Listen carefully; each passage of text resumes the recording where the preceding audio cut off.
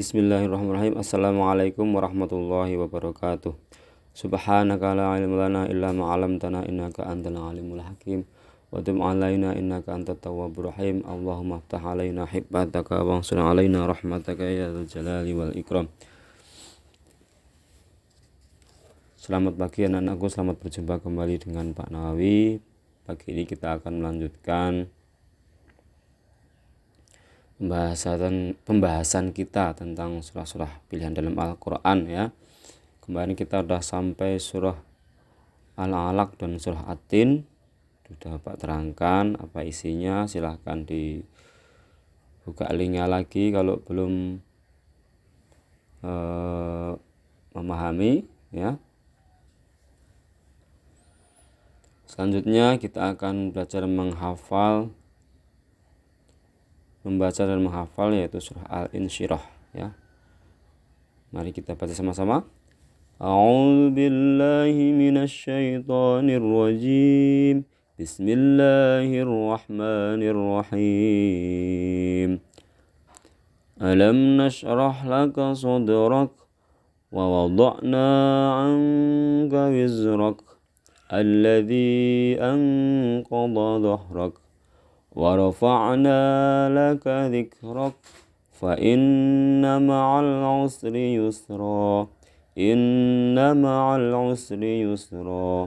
fa idza faraghta fansab wa ila rabbika farghab.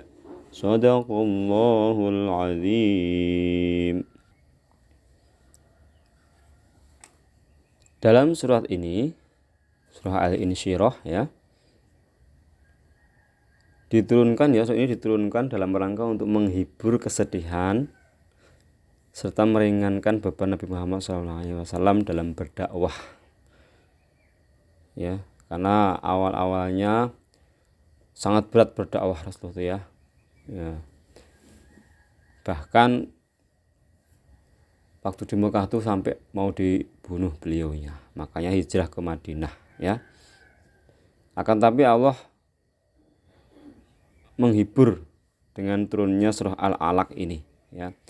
Dalam surat ini Allah berjanji bahwa Allah akan meninggikan nama Nabi Muhammad SAW di dunia dan di akhirat. Dan benar, hanya Nabi Muhammad lah yang nanti di akhirat akan bisa memberi syafaat atau pertolongan kepada umat manusia, yaitu orang-orang yang dianggap atau diaku sebagai umat beliau, yaitu umat Nabi Muhammad SAW.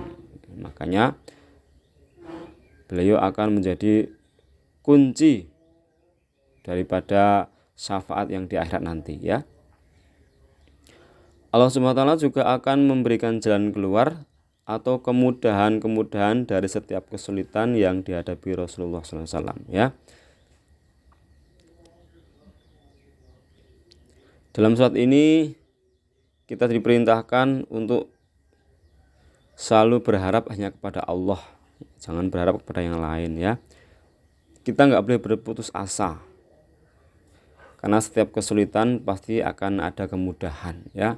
Jadi orang itu hidup tidak akan sedih terus, sulit terus, pasti akan ada selingan yang namanya seneng, ada namanya kesuksesan ya, ada ya. Tidak sedih terus, itulah hiburan dari Allah Subhanahu wa taala ya. Karena kalau ada orang yang saya bilang kadang-kadang hidup kok seperti ini terus nggak ada perubahan, nah itu berarti nggak benar. Pasti dia sewaktu itu akan merasa yang namanya kesenangan ya. Jadi yang penting kita dekat dengan Allah ya. Dekat dengan Allah itu ya melaksanakan perintahnya dan menjauhi larangannya ya. Kita akan diberikan kemudahan-kemudahan oleh Allah Subhanahu wa taala ya. Kita kok juga diingatkan apabila kita telah selesai dengan urusan dunia, maka kita harus segera lanjutkan untuk mengejar urusan akhirat, supaya Allah Subhanahu wa taala selalu memberi kita kemudahan di dunia dan akhirat ya. Jadi kalau kita bekerja untuk dunia ya, selesai jangan lupa kamu juga perlu atau wajib ya, bukan hanya perlu, wajib untuk melaksanakan kewajiban-kewajiban kamu sebagai hamba Allah Subhanahu wa taala. ya, yaitu beribadah. Jangan lupa hanya mencari keduniaan saja, kerja, tetapi untuk urusan akhirat lupa, ya. Daya gunakan semua yang kita miliki itu supaya bernilai ibadah, ya. Terutama ibadah wajib seperti sholat, ya, puasa, dan zakat dan sebagainya. Itu yang wajib-wajib harus dikerjakan dulu, dipentingkan, karena itu adalah kunci bahwa kita ini adalah kesempurnaan daripada Islam, ya. Jangan sampai yang wajib sekali malah tidak diurusi, dan yang sunnah-sunnah digembor-gemborkan atau diperbaiki betul, tapi yang wajibnya tidak diperbaiki, ya. Sama sholatnya, kalau sholat itu ya harus tahu tata caranya yang benar, ya, dipelajari dengan benar, itu dipraktekkan, ya anak-anak, ya. Jadi di rumah dipelajari bacaannya, sudah diajari kan di kelas 2 kan. Nah, ya, jadi dipraktekkan, itu benar-benar dipraktekkan, nanti terus perbaiki yang salah-salah itu, jangan sembarangan, ya, supaya kamu bisa memperbaiki kualitas ibadah kamu kepada Allah Subhanahu wa taala, ya. Kalau kita dekat dengan Allah, kita akan disayang. Kalau kita jauh, gimana mau menyayangnya, ya? Ya, dekat dulu dengan Allah. Bagaimana supaya kita itu dicintai sama Allah Subhanahu wa taala, yaitu jadi orang-orang yang beriman dan beramal soleh, ya. Nah, Allah sangat suka itu, ya. Selanjutnya kita akan belajar membaca dan menghafal surah Ad-Duha, ya. Surah Ad-Duha ini surah yang ke-94 dan terdiri dari 11 ayat, ya, termasuk surah Makkiyah. Ayo kita baca. A'udzu billahi minasy syaithanir rajim. Bismillahirrahmanirrahim.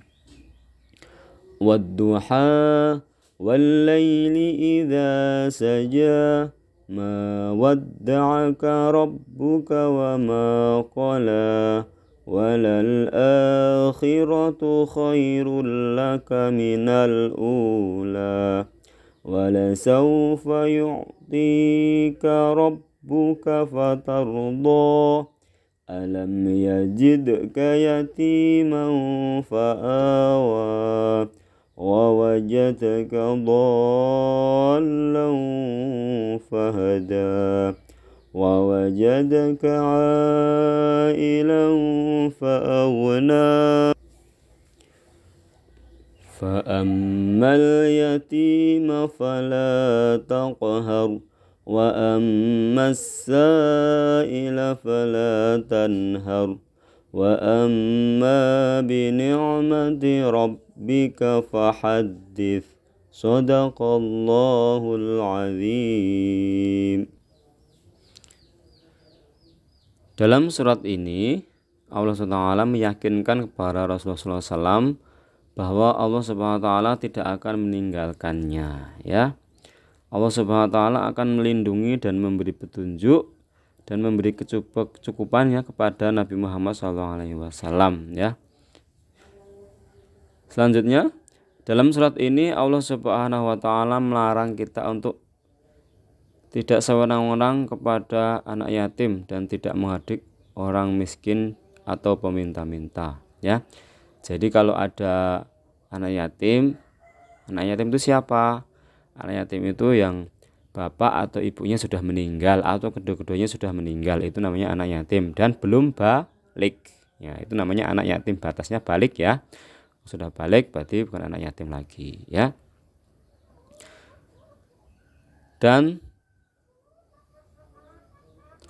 tidak menghardik orang miskin atau peminta-minta, ya. Jadi kalau ada orang miskin, peminta-minta, kalau misalnya mereka datang meminta-minta, kita nggak mau ngasih, kita nggak boleh menyakitinya, cukup menolak dengan halus, ya. Kalau kita punya dikasih, ya, seperti itu, ya. Jangan sampai kita malah mengejek atau menghinanya, itu dilarang sama Al-Quran, ya, dilarang sama Allah Subhanahu wa taala, ya. Allah juga memerintahkan kepada kita untuk selalu bersyukur kepada Allah Subhanahu wa taala atas semua nikmat yang telah diberikan kepada kita ya. Jadi nikmat itu harus disyukuri supaya diberi tambah oleh Allah Subhanahu wa taala ya. Waktu kelas 2 saya contoh kecil ya, misalnya cara mensyukuri nikmat makanan misalnya ya. Kita makan, ambil satu piring ya, terus dimakan. Nah, habis. Nah, seolah-olah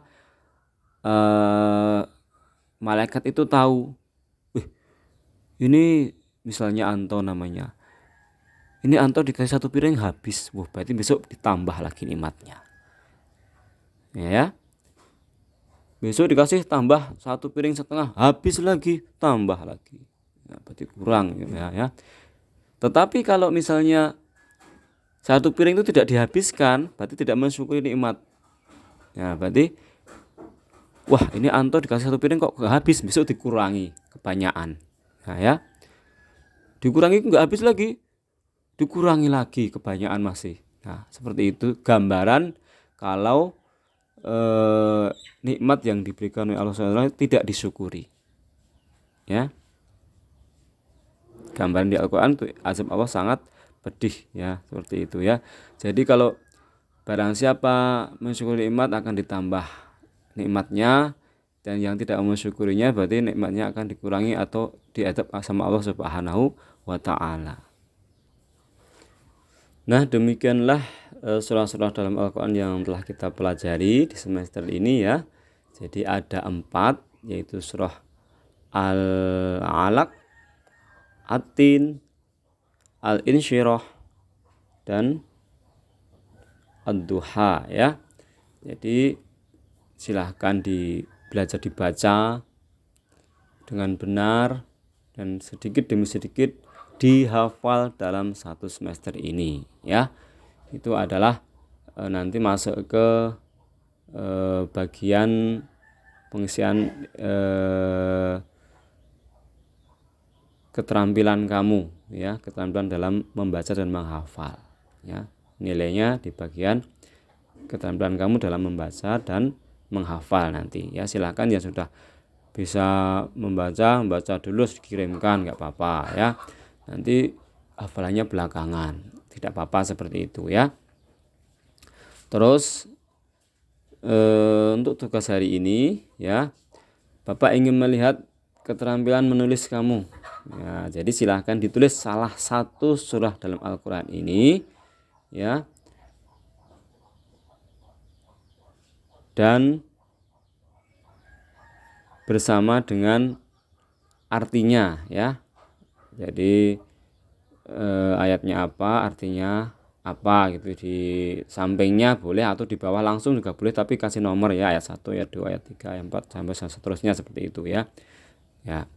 Terima kasih untuk hari ini. Untuk pekan depan kita akan belajar tentang mat, hukum mat ya. Kita akan belajar tentang mat atau tanda panjang insyaallah. Oh maaf, saya salah, ini ternyata pekan depan kita masuk bahasan qalqalah. Nah, qalqalah atau bacaan yang memantul ya. Jadi kita harus belajar tentang qalqalah. Boleh anak-anak kalau di rumah punya buku tajwid bisa dibaca dahulu qalqalah itu apa ya, bisa. Untuk gambaran nanti kita detailnya kita akan belajar pekan depan. Terima kasih untuk pekan ini, selamat belajar, selamat mengerjakan tugas dari Pak Guru. Assalamualaikum warahmatullahi wabarakatuh.